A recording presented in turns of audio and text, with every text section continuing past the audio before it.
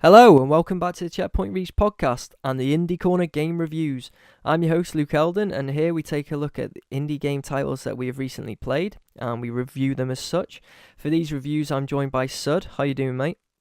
I'm good, yeah. Very good. Look forward to this. Yeah, same here. We've both been able to play this game because the next game we'll be reviewing in this series is Claybook, which is developed and published by Second Order, who provided us with a review code, which was very nice of them and we appreciate it.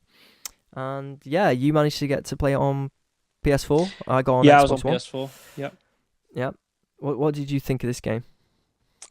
Yeah, I think it's I certainly say first thing I say it's unique. It's definitely a unique game. I don't think there's too many games out there like it. I think it looks very nice looking game. Really colourful, isn't it?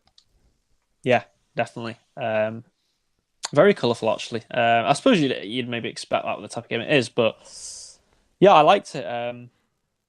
Definitely, definitely. I think a tough game, isn't it? It's not. It's definitely not easy, especially at first. I think when you first start the game, I think when I first started the game, I was like, "What? What's going on? These controls are a little bit Yeah, I not sure about struggled. this." But I mean, um, I felt the game makes it look quite obviously childish, doesn't it? In a way, I yeah, guess, yeah, more. It seems to be more for kids. But then when I was yeah. playing it, I felt so stupid at some parts. I was like, I know. "Geez, Yeah. this is Well, tough." I think because of the way it looks and sort of the cartoony, colourful style that it kind of is, you're kind of expecting like, oh, maybe this will be sort of, very user friendly sort of game at first, but it's actually, Quite kind of challenging. challenging at first. I Yeah, think once you get used to it, though, I think it definitely gets easier yeah. the I more you just want play to it. pick up on one point you mentioned. You mentioned the style of the game, how it looks as well.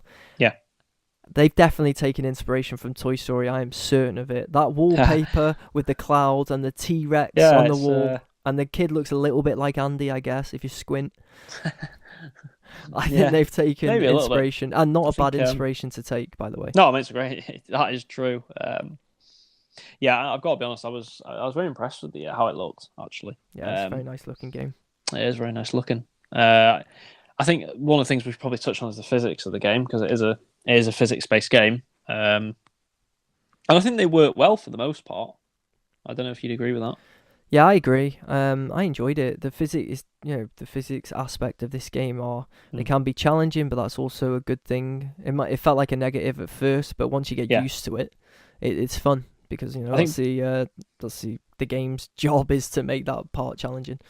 I think sort of the aspects of being able to break walls down and break the clay walls down and things like that, and Hmm. there's certain objectives, isn't there, where you have to fill up pools of water with different liquids, and Yeah, it's just really cool. It just looks really cool, and it feels nice to play. And I think the fact that you can morph into different shapes and certain shapes are better, aren't they, for getting say getting up hills or getting hmm up steep hills or going down hills or yeah, they really work that into the game yeah. nicely. I think it works really well. Another I'd say. aspect that's really good is the rewind aspect because that bailed me out a lot of Yeah, times.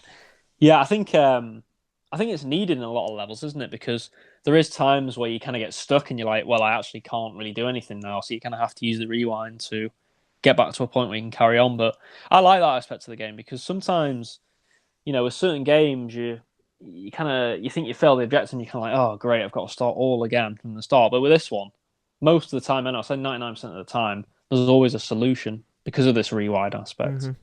Yeah, it It gives you works well. gives you the opportunity to fail or make mistakes and not Yeah, feel like, oh, that's it.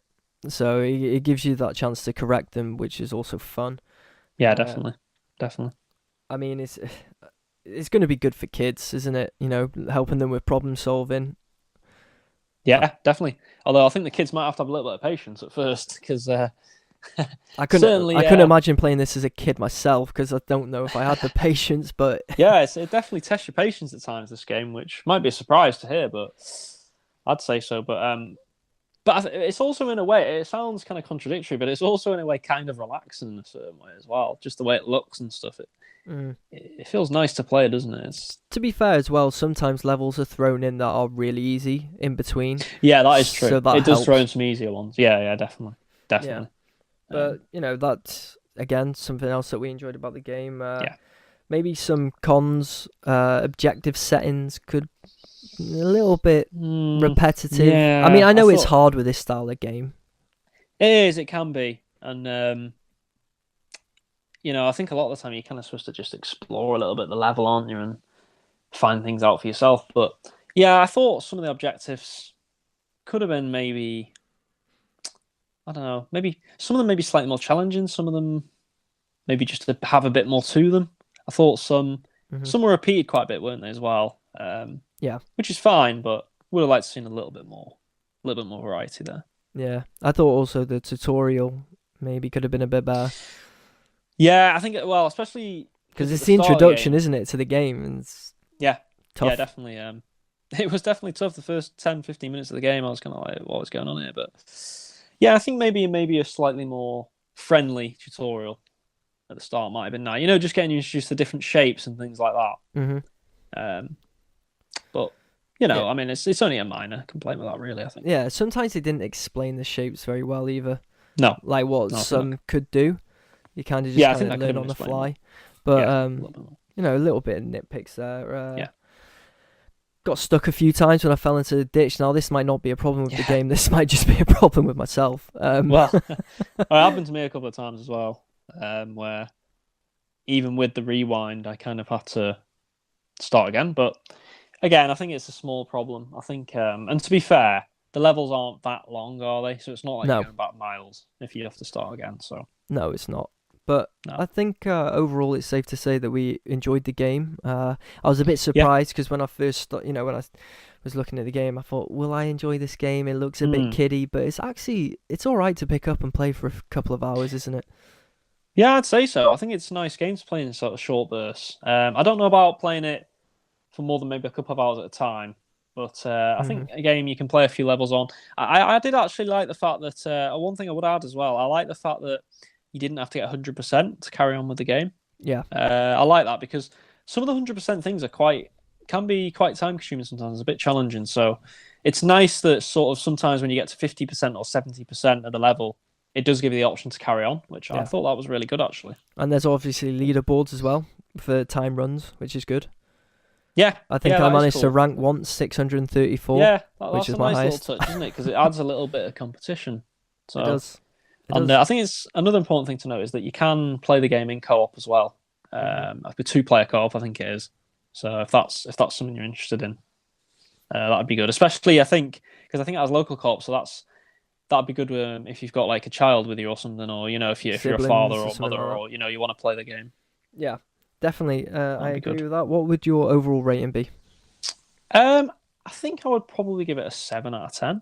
I enjoyed the game. I didn't think it was an incredible game, but I also thought it was a good game that had a lot going for it. A couple of cons, but overall, I think it's a good game. So yeah, I was falling between 6.5/7, so I'm happy to land on a 7. I agree with you there.